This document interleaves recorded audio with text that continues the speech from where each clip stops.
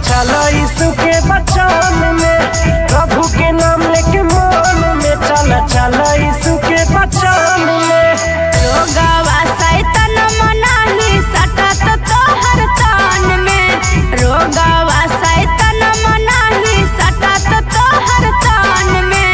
प्रभु के नाम लेके मन में चल यीशु के बचन में, प्रभु के नाम लेके मन में चल यीशु के बचन में। प्रभु के नाम लेके मन में चल यीशु के बचन में,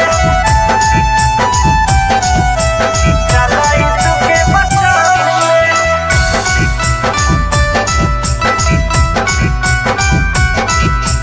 प्रभु के नाम लेके मन में चल यीशु के बचन में। हाँ यीशु जी हथिन भैया बड़ी महान हो, उनकर गुनावा के जानई जहान हो, जानई जहान हो।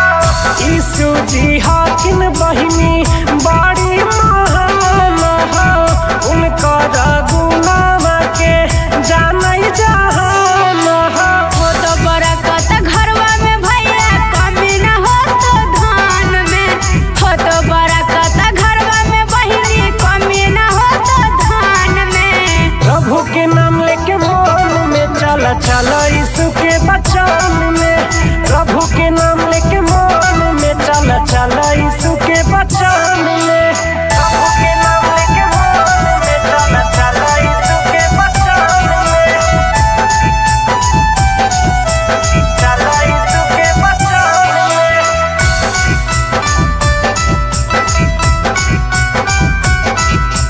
प्रभु के नाम लेके मन में चल यीशु के बचन में। दुखियन के दुख हरि है, पापी के उद्धार गे, वचन के मनिहे बहिनी होई में न लाचार गे, होई में न लाचार गे। दुखियन के